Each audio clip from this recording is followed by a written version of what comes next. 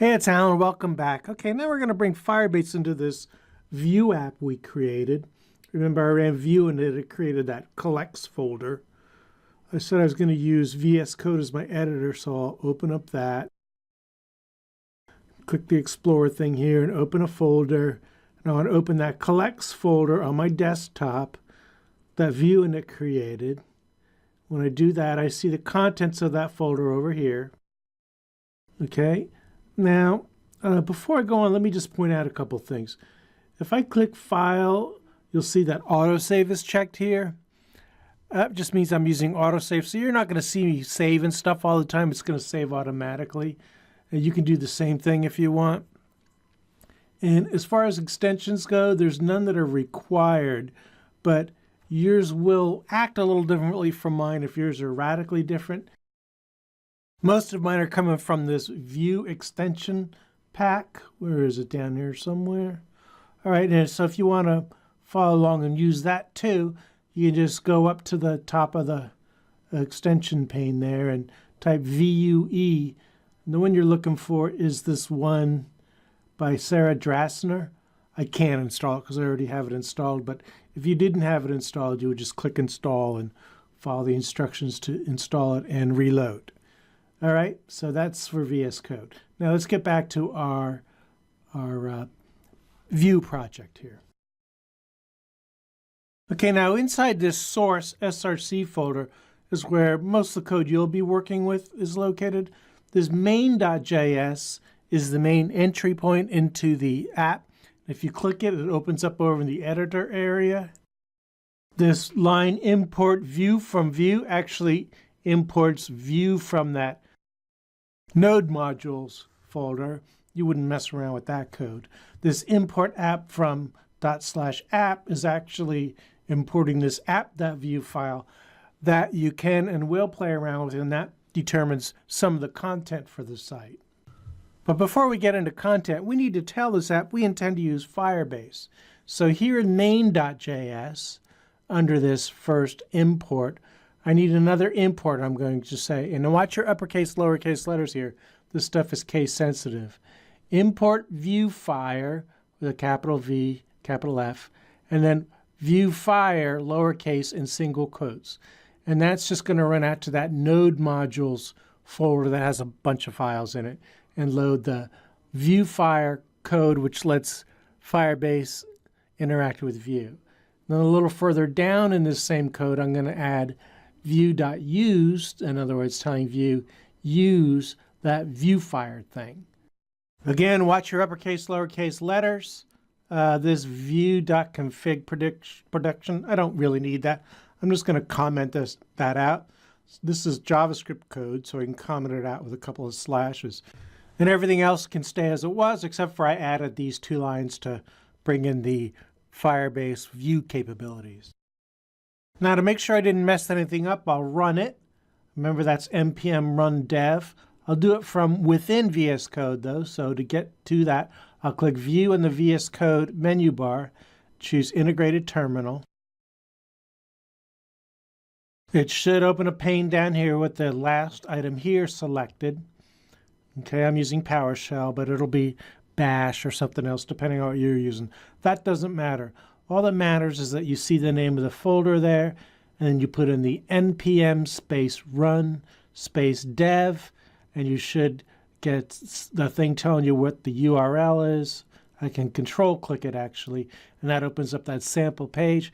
It didn't bomb, so far so good. Now you see this collects up here? That's actually coming from the home page for the site, which is index.html. So if I come over here and open index.html, you can see in the title tags that collects title. All right, say I don't want it to be collects, I'll change it to something else. So, you can just put whatever you want there. It doesn't appear on the page, just in the tab, but it's always good to have it show something meaningful to your user. And I'll just change it to Alan Simpson Collection. Now, if I go back and I refresh the page, then I see it also appears up there. All right, now I don't need any of this content either, but that's not coming from index.html. That's coming from app.view. If I open that up, open that up, okay, if I go to the top, here's this image source equal logo.png tag. If I take that out and click off that line, that removes the image. And now I'm going to guess the rest of the stuff is coming from this hello world tag. If I take that out, well, that's gone too, and now I have a blank page. Now that means down here, I don't really need to import hello world since I just said I'm not using that anymore, so I'll comment that line out. Down here, I don't need this component for hello world because I'm not showing that anymore either. Now, if I take that out, now if you get a bad thing, like see how it kind of blew up over here? That just means I made a mistake, and it's telling me that there's something wacky going on with these two curly braces. If I remove one of those, which I missed the first time, then it runs again, and it's a blank page, and that's what I want it to be right now. Because what I really want to show here is data from that spreadsheet that I put in the Firebase database. Okay, so a blank page is a good starting point for the moment. Okay, let me zoom in a little here on app.view. I'm still on app.view. I just want to zoom in a little bit. And where I used to have import hello world, which I don't need anymore, I'm going to say import Firebase, capital F, from, and then in quotes again, single quotes, I'm going to say Firebase. And that sort of makes a connection to the Firebase code and the Node modules, you know, and Node.js. And then I'm going to say let my configuration be open curly brace, close curly brace, and then I have to grab some data for that, all right? And I can only get that from Firebase. So I'm going to go back out to Firebase, all right? Firebase.google.com. And I'm already logged in. I can see my picture there. So I'll hit go to console. And I have multiple projects. I'll use this collects, the one we're working on now. And under getting started here, or get started here, I'm going to choose add Firebase to your web app, because that's what I want to do. And it gives me some code. I already have some of this code in there, so I only need what's between the curly braces here. Okay, so I'm going to select and copy just the code between the curly braces. Then I'll go back into my editor. I'm going to put that in between my curly braces. All right, now you don't want to do this exact same code that I'm showing. This is for mine. You have to put in your own code from your own Firebase database. All right, so I'm going to blur that out so you don't accidentally think you're supposed to put in my code, because that won't work for you. Now you may see examples where they use var instead of let. Let is a newer construct which limits the scope a little bit. You can use either one. I'll just go ahead and use let. It is a JavaScript thing. If you want to learn about it, you can just Google JavaScript let or something. All right, so next, after that, we have to say let app equal Firebase initialize app config. All right, so in other words, we're going to define a thing called app, and it's an initialized database that gets this value from this config variable.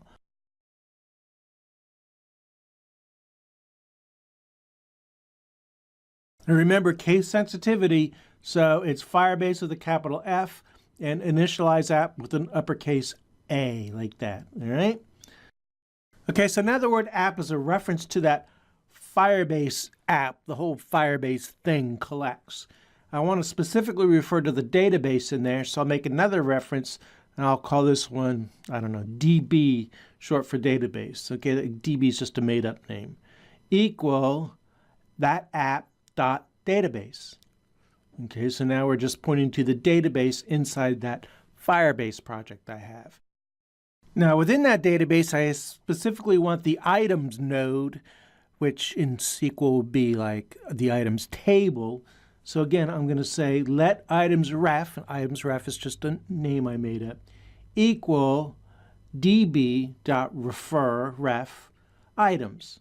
All right, so now items ref is basically that node of JSON data that starts with the name items. And that's all the things in there, which is every single one of my links that I'm going to be showing. Okay, and now if I had other nodes in there, I don't, but if I did, I could refer to them by name. But I have one node, one table called items, and that's what I'm referring to here. All right, now I need to make that accessible to the rest of the app, the stuff up above where the tags are.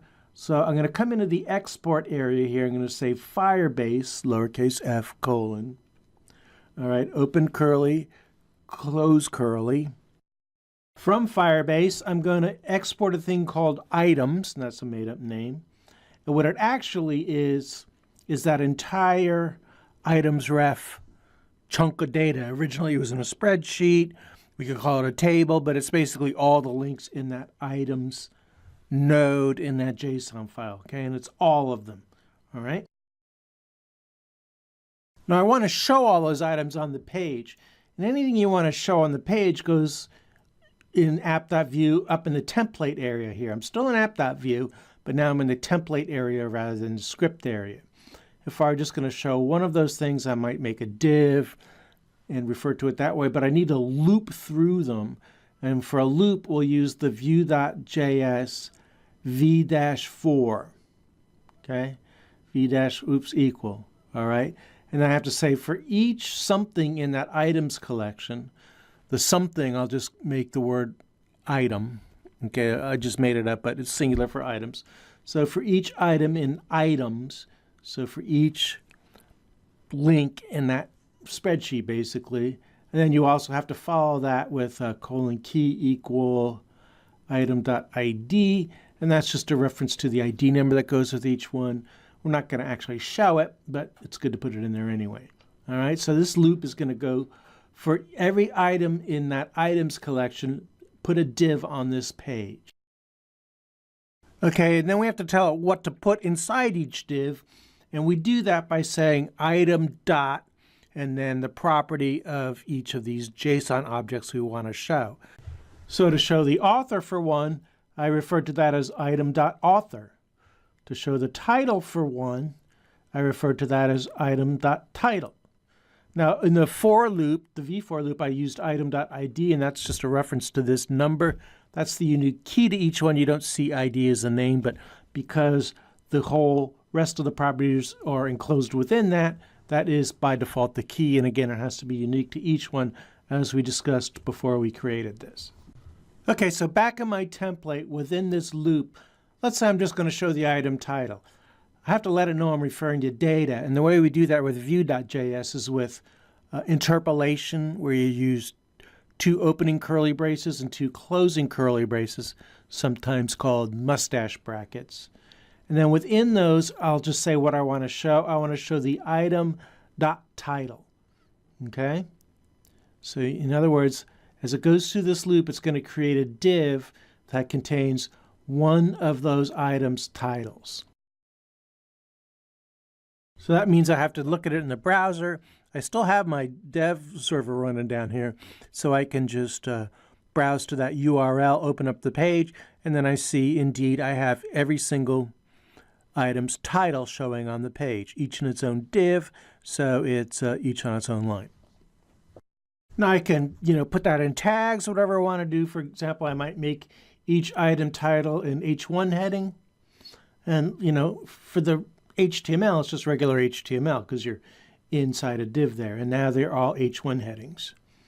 Okay, so, and you'll be able to do all your formatting with CSS and all your definitions with HTML normally. All right, let's see, why don't we copy that and we'll make an H2 of the item author. H2. All right, so how does that look? All right, now we have the item title and the item author for each one. Now, I should remind you, too, that I didn't put authors on all of these. I did that intentionally because maybe some of them just aren't the kind of thing that need an author. So when you hit one of those, it doesn't bomb out or anything. It's just that no author shows. So some of you might be thinking, yeah, but how come they're centered? H1s and H2s aren't centered by default, so where's that styling come from? And that styling is also coming from app.view. down below the script section in the style section. And this is just plain CSS code, nothing special about it, even has the style tags. The hashtag app tells you that it applies to all elements inside the element with ID equal app, and here's why they're all centered. Okay, now there's nothing special or sacred about that CSS styling. It's just a working example. I can take it all out, and I'll leave the selector in for later, but if I take out all that styling, back over in the page then, the centering is gone and it looks like more plain vanilla HTML with no CSS styling. All right, so that's basically it for our Firebase connection. We'll be doing some more stuff with links and everything. Remember, our goal is to actually make it look like this, but most of that is really just HTML and CSS. I mean, there will be some more Vue.js and Firebase, but the vast majority of the stuff from here on out is HTML and CSS. All right, so come on over to the next lesson and let's get to work. Hope to see you there.